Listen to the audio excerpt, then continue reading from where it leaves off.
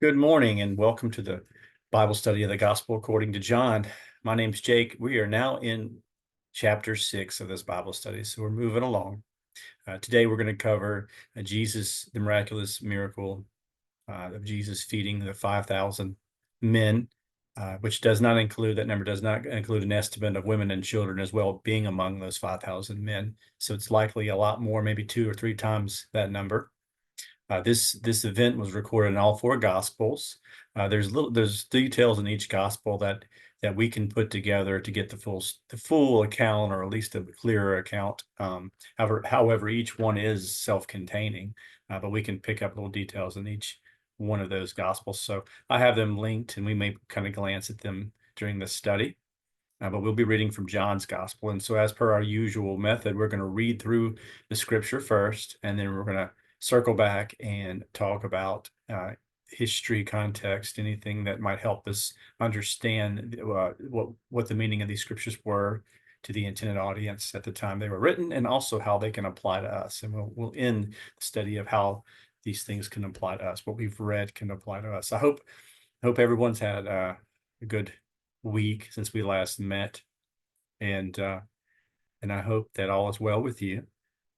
I come to you at a time when, of course, things are in the world. It's election season in America, and there's lots of paranoia and finger pointing and who's doing what, and it's a time of discernment. There's things going on in the world. I come to you today, the day after Hezbollah launched a bunch of some rockets into northern Israel, killing 13 soccer players, kids, among others, wounded others. It's a serious time, but that's not the focus of this study. The focus of this study is to get to know Jesus, to read his gospel, and then for us to determine and make a decision of our how we stand with the Christ. And so let's get started. Chapter 6. After this, Jesus went away to the other side of the Sea of Galilee, which is the Sea of Tiberias. And a large crowd was following him, because they saw the signs that he was doing on the sick. Jesus went up on the mountain, and there he sat down with his disciples. Now the Passover, the feast of the Jews, was at hand. Lifting up his eyes then, and seeing that a large crowd was coming toward him, Jesus said to Philip, "Where are we to buy bread so that these people may eat?" He said this to test him, for he himself knew what he would do. Philip answered him, 200 denarii worth of bread would not be enough for each of them to get a little. One of his disciples, Andrew, Simon Peter's brother, said to him, "There is a boy here who has 5 barley loaves and 2 fish, but what are they for so many?" And Jesus said, "Have the people sit down." Now there was much grass in the place, so the men sat down, with about 5,000 in number. Jesus took the loaves, and when he had given thanks, he distributed them to those who were seated. So also the fish, as much as they wanted. And when they had eaten their fill, he told his disciples, "Gather up the leftovers, fragments, and that nothing may be lost." So they gathered them up and filled 12 baskets with fragments from the 5 barley loaves left by those who had eaten. When the people saw that the sign that he had done, they said, "This is indeed the prophet who is to come into the world." Perceiving then that they were about to make him king by force, Jesus withdrew again to the mountain by himself. So we'll stop right there on verse 15 of chapter 6, and we'll pick up next week the events that resulted and occurred after this. So we get a major miracle again that's notable, that's well known among Christians and among those who don't know who Christ is. They may have heard of this. Oh yeah, Jesus is the one that fed all those people. The fishes and the loaves. That's what all that means. Maybe not, but certainly very well known. So we go back up to the top. It says, after this, Jesus went away to the other side of Galilee, which is the Sea of Tiberias. And so after this is just two little words, but there's a time gap between chapter 5 and chapter 6. And these two words kind of cover that time gap. And it's not, it's not really explicit on the amount of time, but we do know it's a good amount of time that occurred between those two events. And at this point, large crowds were, even more so were following Jesus because they had seen, and this is in the Passover time, so that's in the springtime now. They had seen the healings that he was doing on the sick, the other miracles that we kind of read one in chapter 5 about the paralytic being healed from, after 38 years of being disabled. And so that's an example of the things that Jesus was doing at this time.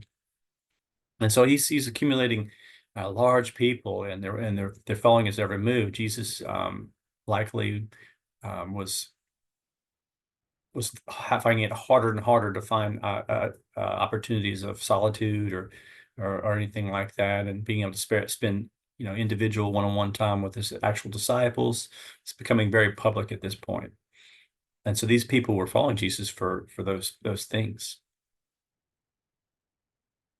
Jesus went up on the mountains, and there he sat with his disciples. So Jesus, that's often this is a good vantage point to be able to kind of get to a place where you can address this large crowd. So it's likely why he chose the large hill or a mountain and allowed them. It's definitely not like a jagged mountain with sheer edges and things like that. Obviously, it's just more because there's grass. It knows that there's grass in this place, lots of green grass, and I hear that this area of northern Galaxy above the Sea of Galilee is very noted to have lots of beautiful green grass during the springtime.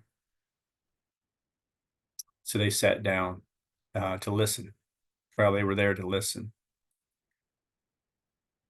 And so Jesus lifts up, notices that there's such a large crowd, and the other accounts, and we can kind of glance at those, kind of give context to the opening of why Jesus wanted to feed the 5,000. So we'll kind of toggle between those. For example, the Gospel of Mark, it says, and he said to them, "You yourselves come privately to an isolated place for a short time. Those who were coming and going were many, and they didn't even have time to eat. And they went away, and they went away on a boat to an isolated place. And many saw them leaving and recognized them, and they ran there to get gathered by land from all the towns and arrived ahead of them." So, Mark kind of gives insight to sort of Jesus, and his motivation that was to kind of bring the disciples away to an isolated place so they can spend some time teaching and going, and he can spend some time with them more isolated. And the crowds, so desperate, and looking for the Lord, followed him, kind of tracked where he was going, and beat him to where, and they anticipated where he was going, and they would beat him there so that they can be ready to have him minister to them. And so it says, many people saw them leaving and recognized them, and they ran together by land from all the towns and arrived ahead of them. And getting out of the boat, he saw the large crowd and had compassion on them because they were like sheep without a shepherd. And he began to teach them many things. And an hour had already become late, and his disciples came up to him, saying, "The place is desolate, and the hour is already late. Send them away, that they may go into the surrounding farms and villages and purchase something to eat for themselves." And so it gives you a little context again of how they came about this place. It was an isolated place. There wasn't any markets or anything close by that these folks can just abruptly buy items to eat for the night. And so again, this also hints toward it's not just men; it's likely families because of Jesus's compassion of wanting to feed them and his worry of them growing faint. In Luke, says, "And when they returned, the apostles described to him all they had done, and he took them along and withdrew privately to a town called Bethsaida. But when the crowds found him, they followed him, and welcoming them back, he began to speak to them about the kingdom of God, and he cured those who had need of healing. Now the day began to be far spent, and the 12 came up and said to him, 'Send them away, so that they may can go into the surrounding villages and farms to paying lodging and find provision, because they were in a desolate place.'" And so this notes that they were close to the town of Bethsaida, which is in northern Galilee, above the Sea of Galilee. And according to Luke's gospel, it gives a few more details of the account. And then we've got Matthew. says here, now when Jesus heard, he withdrew from there in a boat to an isolated place by himself. And when the crowds heard it, they followed him by land from the towns. And as he got out, he saw large crowds and had compassion on them and healed their sick. Now, when it was evening, the disciples came to him, saying, there's a place, the place is desolate and an hour is late. Release the crowd so that they may go away into the villages and purchase food for themselves. But Jesus said to them, they do not need to go away. You give them something to eat. And so we get back to Jesus, knowing that if they not to send them away, he knew what he was going to do. He was going to provide them the food for them, but he wanted to test his disciples. And so all these narratives, Jesus does the same thing, and he turns around and gives the disciples an impossible problem, like how do we feed all these people? And so in the account of John, specifically, he turns to Philip. So Philip is from Bethsaida, from the area. So he likely turned to Philip because Philip would be able to, he would have the knowledge of where they actually could go to find something to eat or to find lodging. And so Philip, it's not unreasonable for him to ask Philip that. And so it says here, lifting up his head and seeing the crowd that was coming toward him, Jesus said to Philip, where are we to buy bread so that these people may eat? And it says, John notes that he said that to test Philip. And so Philip, being practical and trying to solve a problem, a typical man, right? Given a solution, given a problem and trying to find a solution, or a woman. I don't mean to be, just isolating men in that, but I know some of the men that I know are problem solvers and all that. But so he's running the numbers in his mind, trying to calculate how this could be done, and comes up with 200 denarii worth of bread would not be enough for each of them to get a little bit. And so 200 denarii. So a denarii was basically a day's wage for a typical Jewish person in this time.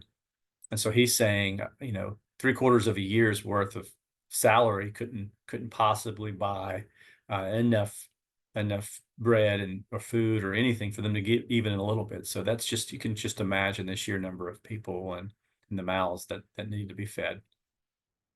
And so it's funny that I can just imagine the Lord kind of with a wry smile, twinkle in his eye, turning to Philip and asking him that, and kind of watching him struggle just a little bit. But and it was obviously a test, and so if it was a test, there must be a right and wrong answer. So do you think about how Philip answered? Would you have answered that way? I, maybe not, right? But if you're one of those people that are always trying to solve things, the problem solver, you might answer that way. You might think about it that way.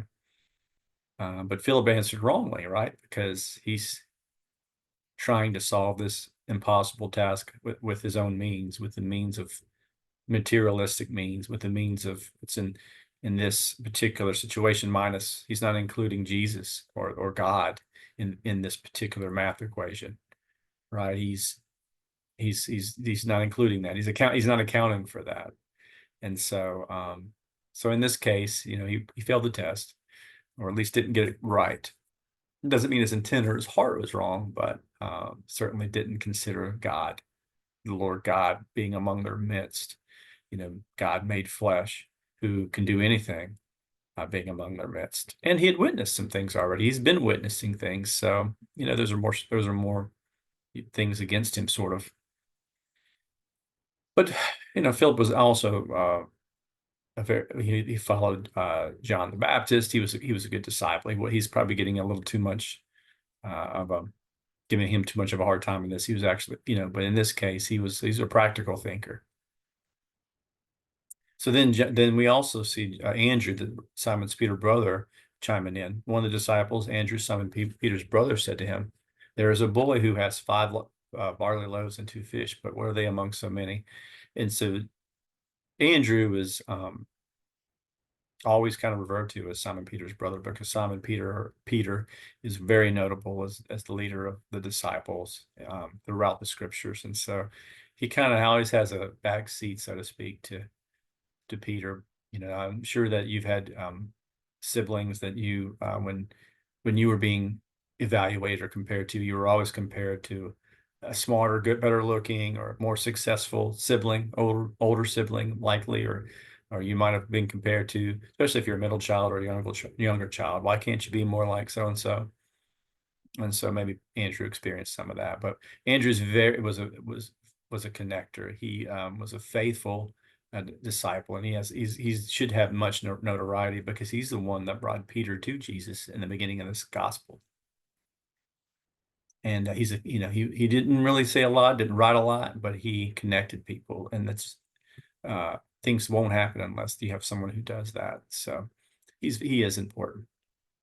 And so anyway, he finds this boy, and you can kind of see in the way it's written that we have food, but he kind of realized maybe the absurdity of it and said, well, what is this among so many? So he kind of doubted, or didn't account, not doubted, but didn't account for Jesus, right? And his power. But at least he had looked and kind of evaluated further, and found a young lad. It says a boy. So the Greek is in the diminutive form, so it's definitely a young boy who offered his lunch, offered his food to Jesus to do what he wills with, right? And so again, that shows an account for there's greater than 5,000 people here, likely women and children as well. So with the boy, I mean, being bold enough to share what he had, being selfless, certainly there's applications to that. And, a lot of us wonder what we can bring. What can we bring? We don't have anything. We don't have anything to offer. But God, we again don't account for God and his power and who he is. All he needs from us is faith, belief and faith and obedience. And with that, he can do anything with. So never think that you have nothing to offer, nothing to bring. Never think that, because it's not you. You're simply, the thing you're doing well is simply having faith and obeying, but it's the Lord Jesus who does the miraculous things, who does the great things through you. So anyway, the boy brings, and so Augustus also shows that this boy, because he brought 5 barley loaves and 2 fish. These are not big French bread loaves of bread. These are tiny little cakes, barley cakes, and barley was the grain of the poor. So this wasn't necessarily a gourmet meal that he's bringing. It also shows his selflessness with that, because maybe that was something that's supposed to last him a while or whatever. Who knows? But he offered it. He gave it for Jesus to use. Jesus said to them, have the people sit down. Now there was much grass in the place. So John again notes that there's lots of grass where they're sitting down at. So that kind of points toward the time period in the spring of this particular geographical location.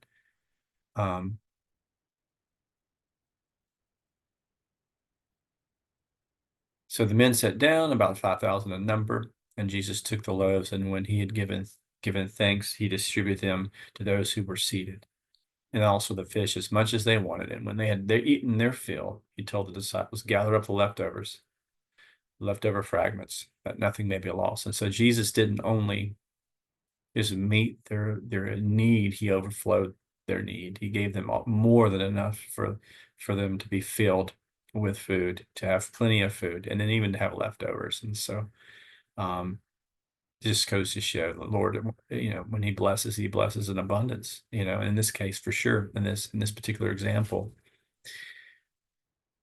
So